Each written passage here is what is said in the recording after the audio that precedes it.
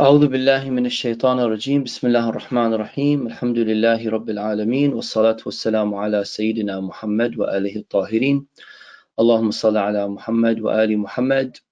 Today coincides with the passing away anniversary of Sayyidah Zainab alayhi salam, the courageous woman of Karbala, and I thought it would be a good idea for us to tackle this topic of hijab. It's probably an overrated topic in the sense that a lot of people, discuss it. A lot of people talk about it from different angles. It's always spoken about.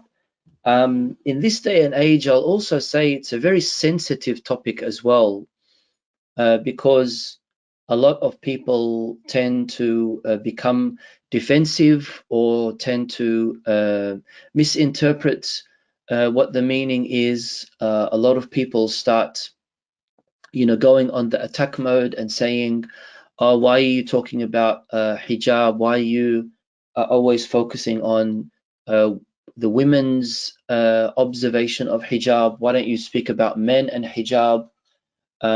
It's time for us to stop shaming people. We have to do this, we have to do that.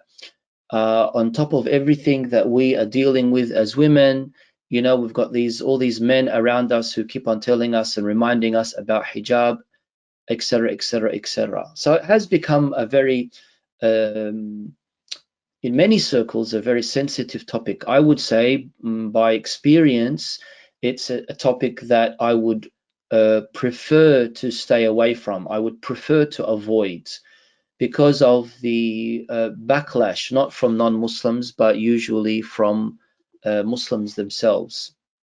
Some Muslims, of course. Of course, you know that our duty, we have that duty of Amr bil Ma'ruf wa Nahi an al-Munkar, and that is a constitutional part of our Sharia. But also, we're able to tackle this from a ilmi side, from a theological side, which is what I'm going to be doing today, looking at it in the social, religious, theological side of modesty and dress code, and looking at it from a contemporary perspective. Now, we know that, there's always been this notion of clothing and dressing from the time of, Adam, where they covered their private parts, all the way out throughout history. Clothing plays a primary role in society, not a secondary role. The garment that a person wears could not only show signs of their social caste, but could also kind of like explain their level of knowledge, could also be a symbol of their religion and everything else. I think the problem with what we see in today's modern society, with the emancipation and the freedom of women, and the letting go of the traditional custom of how people wore their clothes in the West and the East as well, not only in Islamic countries, but all over the world. There has been that kind of like change, although it was gradual, but it did mainly happen in the 20th century, this change of dress code and things like that. But what we can see is the constant negative portrayal of Muslim women's clothing, and in comparison to the positive depiction of the freedom of how non-Muslim are to wear their clothes. You know that even with Judaism, they are very, especially Orthodox Jews, they're very, very strict when it comes to clothing, when it comes to revealing of their original hair, when it comes to dressing modestly and things like that. But you never ever see them portrayed in a bad way, in a negative way. You never have these organizations that are screaming out, demanding that something be done to save Jewish women, or to save Amish women, or Christian Mennonites, or Catholics, or whatnot. That's never the case. And so it's always the case where you can see that Muslims, in whatever they do, they are dehumanized. They're not looked at as humans. They're looked at where in a downward matter. They looked at not as far as them being contributing in a positive way to any factor of society, whatever it may be. It doesn't matter how we look at, whether it be marriage, whether it be prayer, whether it be traveling, whether it be any form of worship, whether it be, in this case, the way that a person wears their clothes. And then you have the humanized way of portraying the nun in a very spiritual way, a positive way, empowered. She's empowered because she's doing this by choice, because she's doing this to become the bride of Christ. She's doing this because she wants to get closer to God, and all these other things that we can regularly see within our own eyes. I think that's not only very hypocritical, and double standard, but it also shows the agenda, and it's not hidden as well, the agenda that non-Muslims have, that most non-Muslims have, especially when it comes to colonial countries, especially when it comes to the imperialist countries, where they have a particular motive. They want to deconstruct the cultural practice of a society in order for them to be able to infiltrate into that society. And that's why there's all these kind of movements that we can see nowadays. Everyone says my body, my choice, my body, my choice. I can do what I want. I can wear what I want, right? The thing is the less you wear, the more choice you have.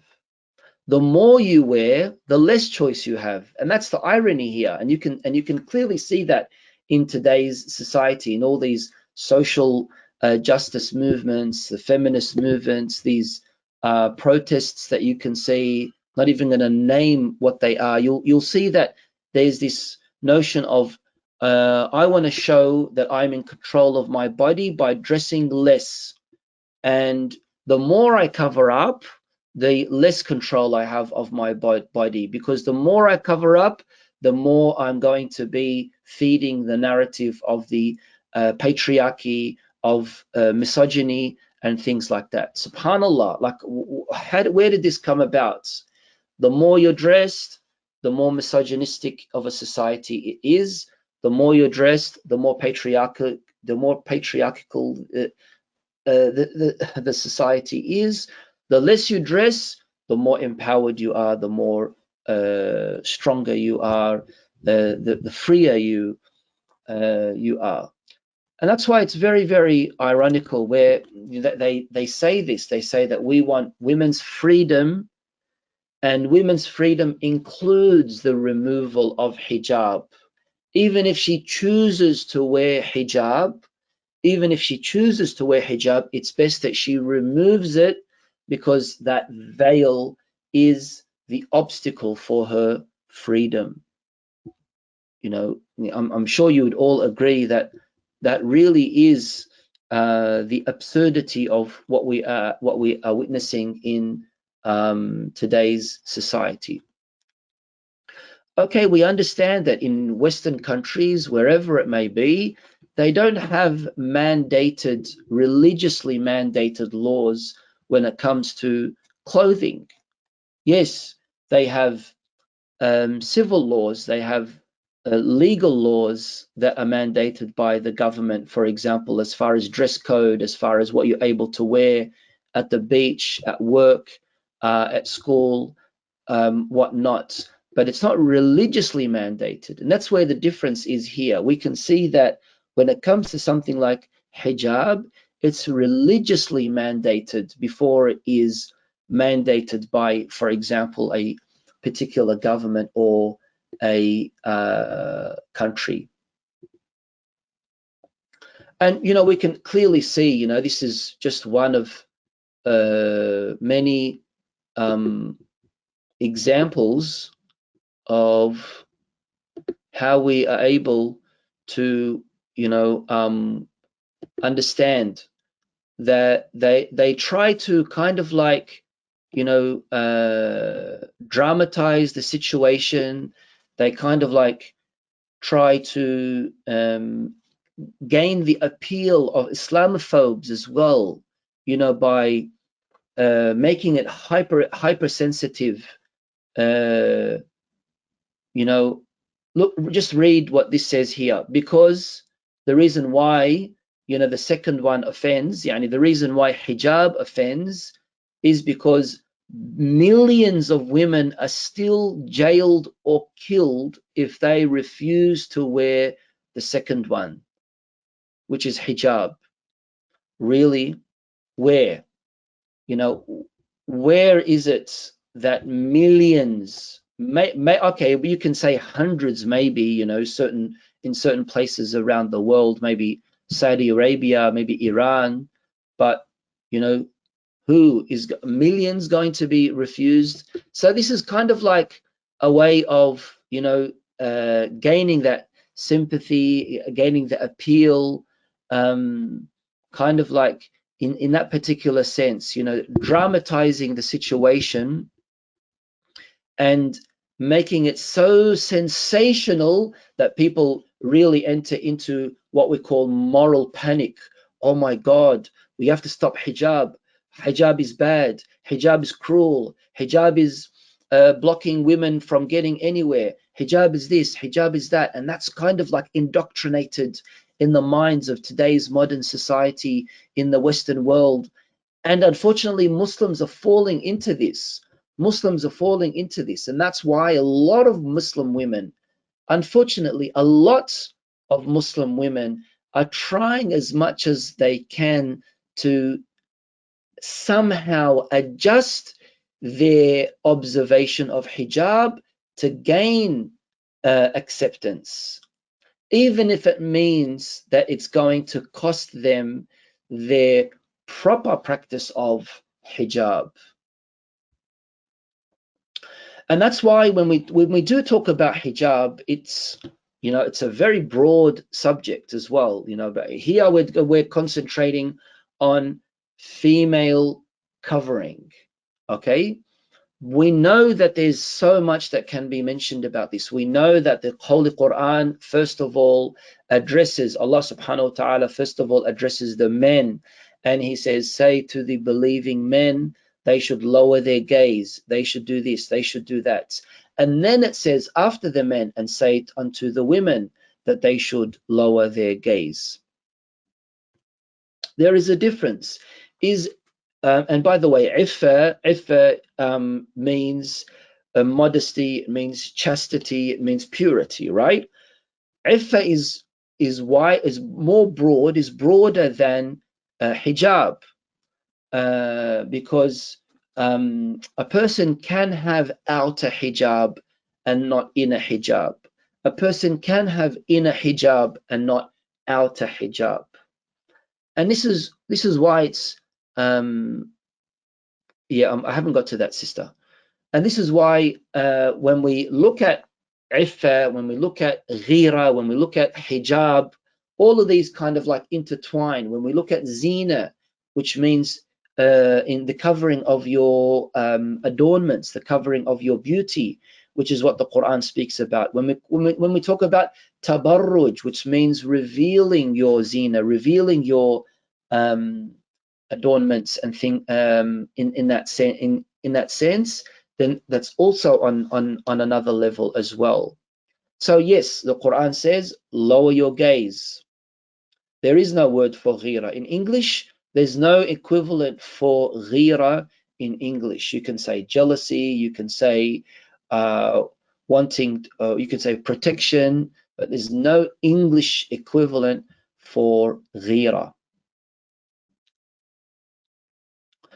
So lower your gaze, number one, and then وَيَحْفُظْنَ فُرُوجَهُنَّ, and that men and also women should be protecting their private parts. This is a kinaya. Protecting of private parts is a metaphor for staying pure.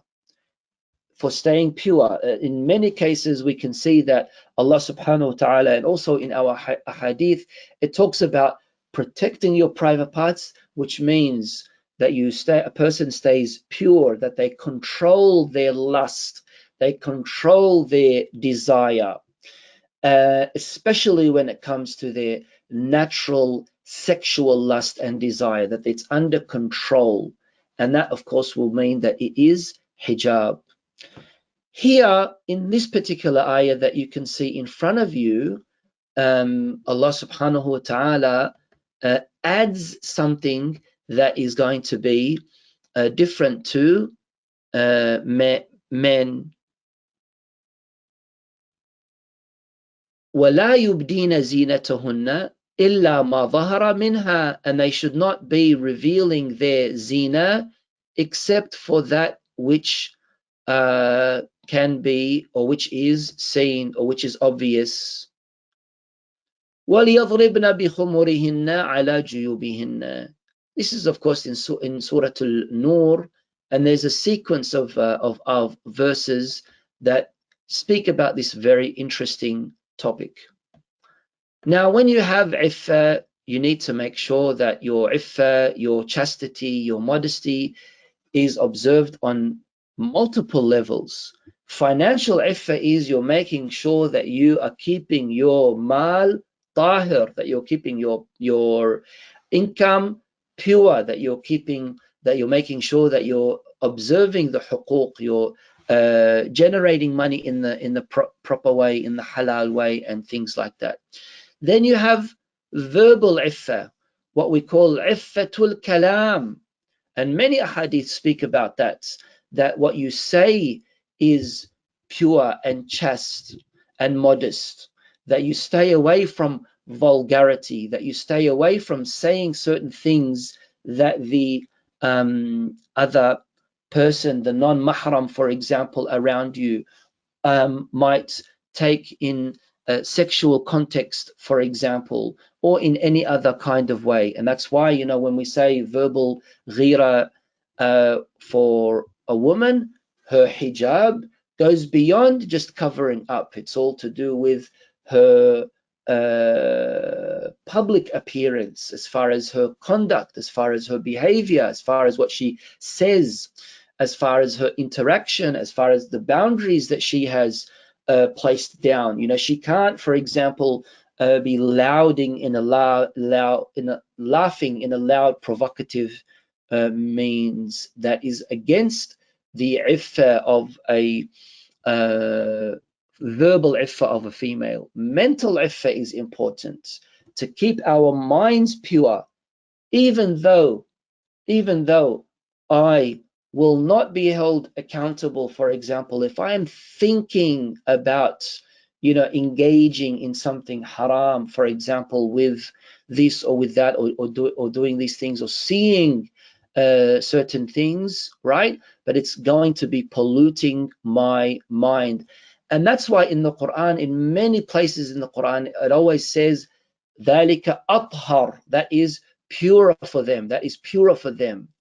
So it's all about, in the Quran, you can see that the direction of hijab is for the purpose of attaining tahara qalbiyya, attaining the purity of the heart before the physical outer purity. ذَلِكَ أَطْهَرُ, that is more pure. Tahara here is not tahara maddiya, physical, it's tahara ma'nawiyya, spiritual tahara, to do with a woman or a man's purity of their hearts. And then we have, of course, sexual iffah, which is very clear that there is a way of regulating the means of how a man or a woman is able to let out their natural desires, their lusts, their sexuality. How do they do this? Through regulation. And that's why hijab is not limitation. It's it's hasana. It's gaining some kind a level of immunity, masuniyat, as they say, in the sense of the observing of such things, as if I apply both of the same, those of the same gender, even with verbal effort. Yeah, yes, well, it does, sister. When it comes to verbal effort, a person needs to, or between women, she needs to be observant of iffatul kalam, and between men, he needs to be observant of iffatul kalam. Under all circumstances, usage of vulgarity, usage of foul language, usage of offensive language is haram, clearly. Okay. Now, these are the common arguments that we can see against hijab. And I was reading today this, she's a very good writer, Karen Armstrong. She's an ex-nun, by the way. And she's talking about the practice of hijab and the practice of veil by nuns. And she's saying that, we need to, cut slack with the Muslims a little bit and stop continuously attacking them, because it's a tradition that they have. It's also a tradition that we have in Catholicism as well. But what we can see is this regular kind of argument that is usually put forward, and that is, okay, show me where the word hijab is in the Quran. Show me the details of hijab in the Quran.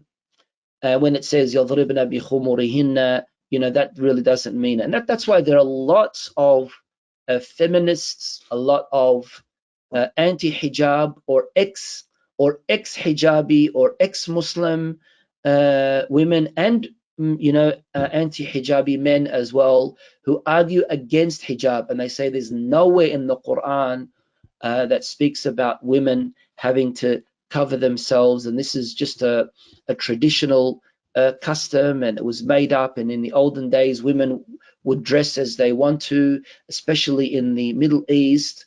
Or yeah, okay, well, they did cover themselves up because that's how they kept themselves from the scorching heat of the Arabian sun in the desert, in the Sahara, and all these other things.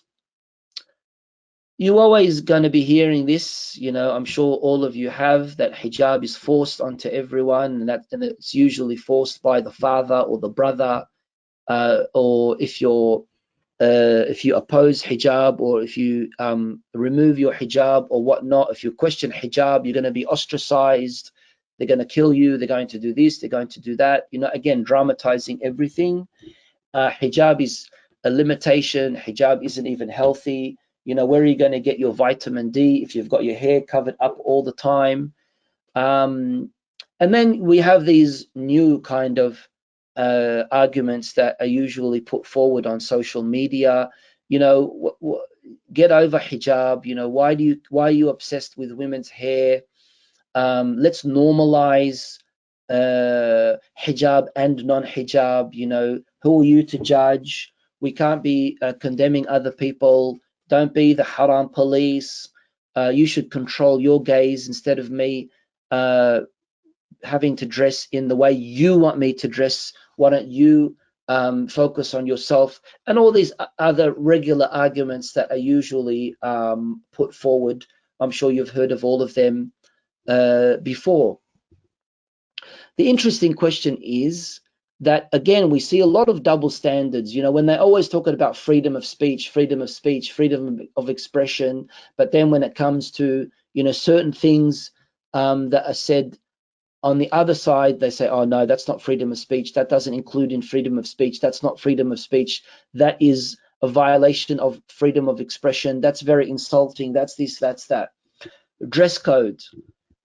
I can wear what I want. I can dress what I want. Who are you to tell me what I can wear, what I can't wear? It doesn't matter what clothes I'm wearing. It doesn't mean that I'm asking you to rape me. It doesn't mean this. It doesn't mean that. All these other things that are usually said. It sounds really nice. As a slogan, it sounds really nice. Who are you to tell me what to wear? I can dress as I want to. It sounds really nice. But where in society is this applicable? Where on God's earth, even in today's world, can you see that women choose, except for the naturalist parks or those those people who exhibitionists who choose to live in blocked off communities naked, right? Other than that, in today's society, wherever we may be, where is it that there is no kind of dress code, whether it's going to work or going to church or going to a temple or walking down the street? There is somehow some kind of socially mandated or legally mandated formula of how people clothe themselves and dress themselves. And that's what's very interesting to point out this particular point. Enforcing religious dress code might not exist in the West, but it certainly does exist by other means, by non-religious means, by social demands, for example, by expectations that you need to be dressing in this particular way for you to be considered elegant, for you to be considered accepted, for you to become a part of the fabric of society, and things like that. And that's why, we can see that, women really struggled, Western women really struggled, to get to where they are now. And they think that they are free. But women in today's modern society, they're not free at all, because they are sexualizing themselves, and they are being sexualized by the modern man. They are being sexualized by media. We always hear this all the time: sex sells. Right? If you can see this to the right, that there's this part that talks about all the laws of the weird and peculiar laws when it comes to the dress code around the world. And so, that's why, what you can see in the 60s, in the 70s, they really wanted to prove a point by saying, who are you to tell me what to do? And then there was this whole movement of burn the bra. So they wanted to show that we are free by burning their bras, and all these other things that we can see that happens. The interesting thing is that even though they might feel that they have a choice of what they want to reveal, which is completely up to them, we are not enforcing Sharia, and we're not saying, everyone here needs to do this. We're not looking at them in a belittled way. This is what they are. This is their culture. This is their understanding. This is if they want their religion. It's completely up to them. Even with Muslims, we have no kind of jurisdiction in forcing Muslims around the world, wherever they may be, whoever they may be, unless it's mandated by the government that they need to be doing this or they need to be doing that. But to say that you are free by showing more of your skin as a woman, that is completely against the reality of what we are able to see in today's society. Completely the opposite. Because the more they are revealing, or the more that's happening, we can see that the more problems are being circulated, the more issues are popping up, and not the opposite. And that's why, unfortunately, there's this, as I said in the beginning, there's this bombardment of anti-hijab propaganda all over the world, especially in Middle East, especially among Muslim society, especially in Muslim religious groups. The continuous misconceptions that are thrown about hijab, and it really, really, really gets people, a lot of people off guard, and they really don't have answers. All this whole topic about what we call hijab ijbari, or forced hijab. You know, when you ask yourself, okay, as a Muslim, do you have a choice of you wearing hijab or not? And you say, oh, well, it's mandated by Islam, so that means I'm forced. Oh, see, you're forced to wear the hijab. See, that's not what my God wants. My God doesn't want to force me to wear hijab. It's very similar to you going to university and saying, well, I want to go to university and I want to apply for this particular degree, but I don't want to do any of the units. I want to choose whatever credits or whatever units I want to be involved in. And no, I'm not going to be doing it in this particular way. If you believe in the system of Islam as a religion, and you have submitted yourself to the will of Allah subhanahu wa ta'ala, and you know that Allah subhanahu wa ta'ala is never going to be unfair, or is never going to be unjust, then of course everything else rolls out very clearly in how it's going to be, as far as the practice of your ibadah, your purity, your inner purity, especially your inner purity, and also your outer purity as well. And that's why one of the early anti-hijab NGOs was the Anti-Women's Suffrage League. A lot of these pushed this agenda of, let's reform Islam, let's change Islam, let's be progressive, let's try to change the stereotype, let's do this, let's do that. And a lot of them were effective. You know, you look at Anwar Sadat and what he did in Egypt. You look at Ataturk and in Turkey. Then you see Reza Pahlavi and forcing Western clothing. That Iranian men, they had to wear a Western attire, and Iranian women, they were forced to remove their chadors and things like that. And you can see a lot of these websites as well. You know, look at this one here, right here. It's really ironic, and some of these people who are writing these articles and that are Muslims themselves, what it's like to date while wearing a hijab. You know, that itself is contradictory. You know, dating, wearing hijab, dating in what sense? Dating in the Western sense, or dating in the halal sense? You know, of course, we could discuss this in detail, but you know, when we use the word dating, it's usually, you know, in that particular kind of modern understanding. You know, but clearly that goes against modesty, it goes against iffah and everything else. And that's why you can see how very sad our situation is, that if you want to be famous, if you want to challenge the status quo, if you want to get likes on social media, if you want to be called courageous and powerful, and you're the queen, and go for a girl, and don't let anyone tell you otherwise, remove your hijab. And subhanallah, it's unbelievable how you are able to go on social media and see some of these Muslim women, unfortunately, for some weakness, for some reason, whatever it may be, they remove their hijab. You get hundreds, over 1,000, hundreds and hundreds of likes and comments from hijabi girls saying, you know, I still respect you.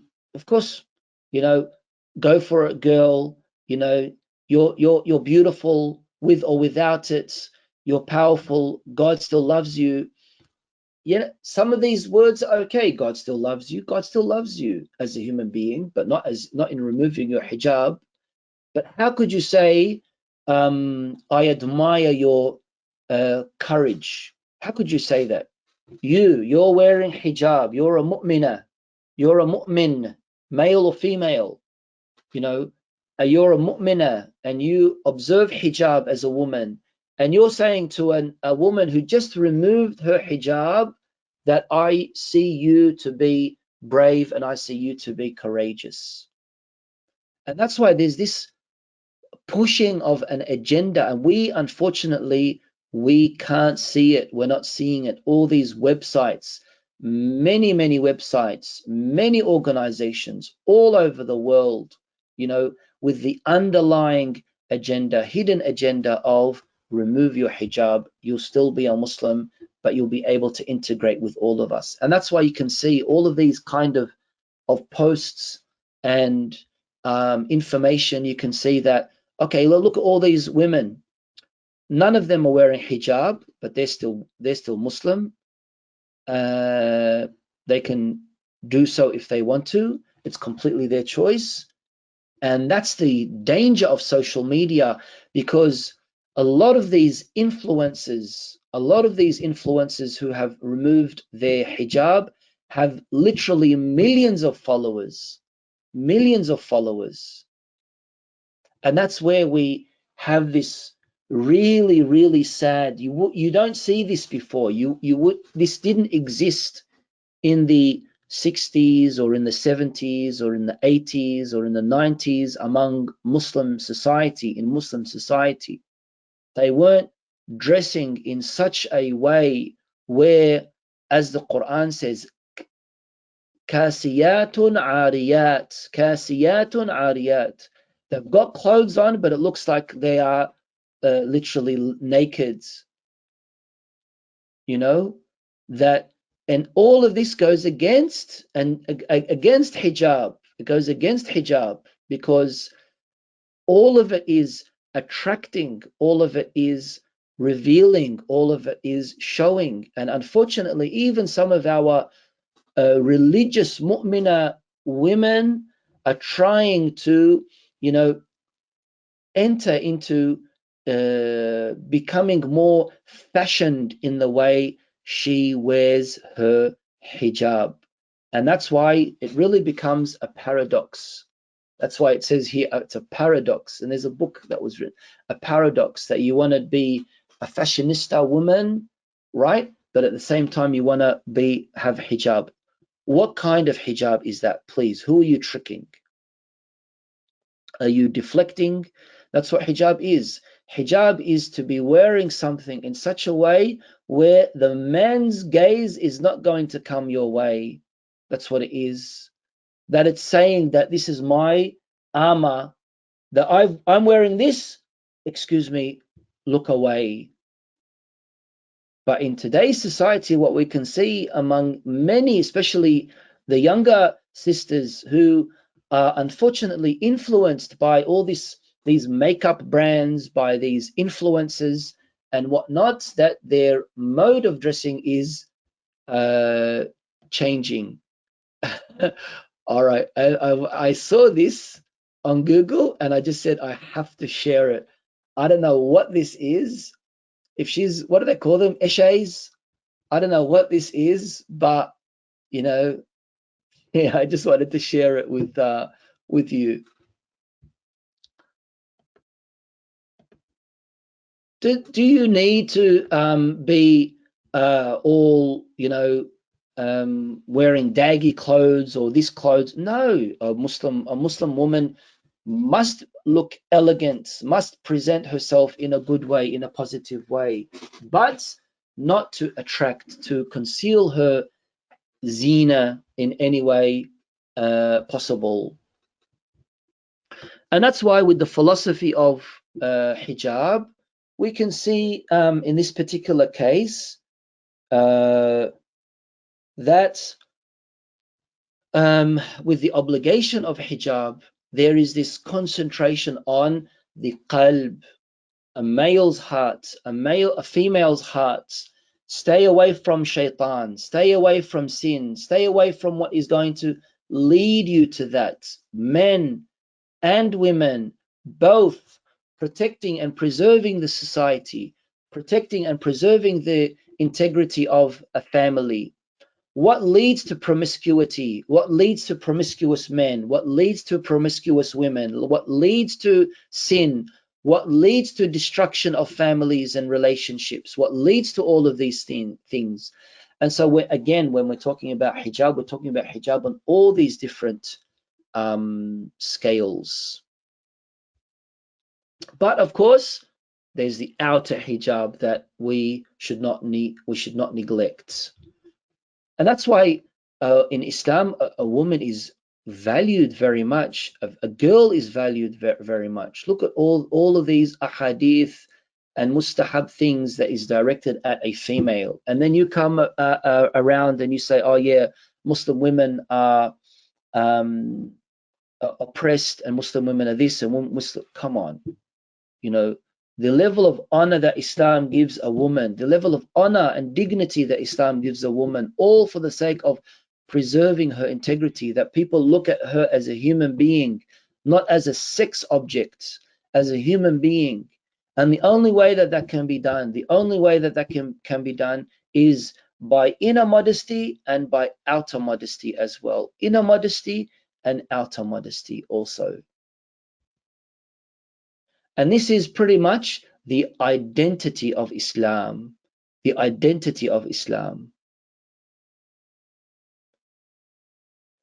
Look at this beautiful ayah in Surah Al-Ahzab. Allah subhanahu wa ta'ala says, يا أيها النبي قل لأزواجك وبناتك ونساء المؤمنين يدنين عليهن من جلابيبهن. Here, this is what I wanted to say. ذلك أدنى أن يعرفن.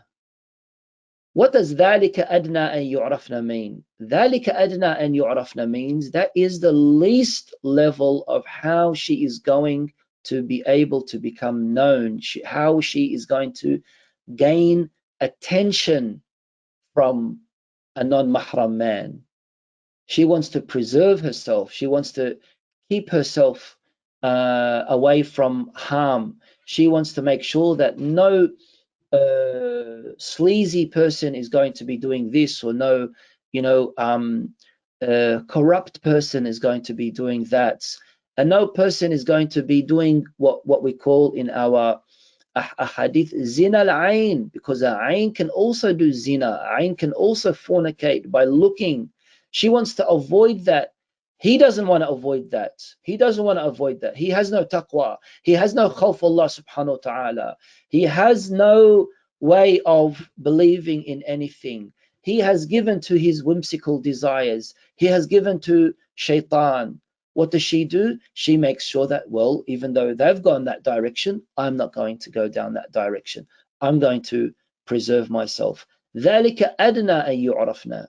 That's the least level that I want to make sure that I don't want to show, I don't want to stand out, I don't want to reveal anything. I want to deflect, I don't want to gain people's attention, I want to keep people away, right? Yeah, we spoke about, this is a very important point as well. Showing your body and your brand clothes, that itself has become a mark of privilege. The higher you are in today's modern society, the less you're going to show, the more brands you're going to be wearing. That's privilege. And a Muslim person, they want to stay away from that. They want to avoid that, right? And that's why I gave the example of a police here. I want to give the example of a police uniform. What do I mean by this? A Muslim woman, she is going to have that identity within her, whether she's going to be wearing the hijab or not wearing the hijab. But when she's wearing the hijab, it's like a policeman on duty, a policewoman on duty. Yes, He is a alim, he's a scholar, right? He's a priest, right? But when they're not wearing their garb, when he's not wearing his turban, when he's not wearing his religious uniform, like this police undercover, not undercover, not on duty, right? Or not wearing he's still a priest, he's still a Maulana, a Sheikh, a scholar, he's still a policeman, but they're not wearing their official garb, official uniform. And that's why the easiest way of picking up who a Muslim woman is by the way she dresses. Take that away, you're taking away her identity. Not her inner identity. She'll stay as a Muslim. She'll stay as a Muslim. Her outer identity. Her outer identity when she's walking down the streets. And that's why you'll never see a religious person portrayed in any other way. Even with Sayyidah Maryam alayhi salam, with Mary, even with these Christian female saints or nuns or Jewish religious women, Orthodox religious women, or anything of that sort. And that's, of course, extremely important for us. So please share your questions if you have any, and we'll have some question and answer or discussion time at the end. But what are our challenges that we have in addition to the things that I spoke about, especially with the challenges of social media? Many of, unfortunately, influencers have really damaged the image of hijab by, changing the direction of how we need to see hijab. Hijab needs to be deflecting. Hijab should not be revealing. Hijab should be covering up. Hijab should not be makeup. Hijab should not be wearing this or dressed in this particular way. Hijab should not be showing this or showing that. None of these things. But the challenges are when it comes to feminism. Feminism, especially this feminism that we have in today's society, the third wave, the fourth wave feminism that we can see, that started off probably innocently in emancipating Western women, but is kind of like trickled into the Muslim world. And a lot of Muslim women, have unfortunately, failed to stay alert. Some Muslim women, all of a sudden decide to proudly brand themselves as being feminist Muslims, which makes absolutely no sense whatsoever. But inshallah, we'll probably speak about that another time. But, there's also this way of, some women, pushing this, that, if you want to be free, if you really want to be a woman, stay away from men. Feel liberated, as it's written here, as I wrote, by proclaiming that you don't need man. And unfortunately, that's again one of the many problems. And sometimes you can see that some women have been traumatized by men, whether it be a family member, whether it be an ex-partner, and these are the sad realities of today's society. And that's what I said in the very beginning. Women do have it very, very difficult. Women do have it hard. Social assimilation. You're in the workforce, you're at uni, you're here, you're there, and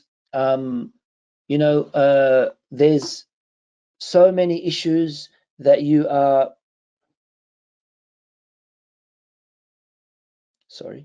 and there are so many issues that you are dealing with, and now all of a sudden you can see that in the workforce or at uni, in order for you to be a part of everyone, to join into the circle, to be welcomed, to integrate, to not feel that you are alienated, you kind of like loosen up your understanding or your practice of hijab, to feel a part of of those who are around you. And that's the danger, and that's really, really the danger. So, you know, it's the sad thing is we can see that there are some of these women who feel this importance because of maybe their weakness in their identity, in their personality, in their self-esteem. They want acceptance. They want acceptance from those they want acknowledgement from those who are around them, even if it comes at the cost of their religion or their religious practice, not their religion. They'll probably still be Muslim, but their religious practice, And then we can see the danger of social media and just pushing this agenda. Many sisters have said to me, Sheikh, I feel really, really lonely that, you know, in my group of friends, I'm the only one that doesn't wear makeup. I'm the only one that doesn't take care about the way fashion. I'm the only one that wears socks. I'm the only one that does this. I'm the only one that does that. And I say, Alhamdulillah, be proud of yourself. Be proud of your heritage, your culture, your religion. You are following the halal and the haram as it should be. As for someone else, that's for them to deal with between them and Allah subhanahu wa ta'ala. But be proud of your, and that's why we need to encourage and introduce the correct practice of hijab. And there's millions of things that a woman is able to do with that hijab as well. You're not going to be restricted or limited in the broader meaning. Walhamdulillahi Rabbil Alameen wa salatu wa salamu ala Sayyidina Muhammad wa alihi tahirin.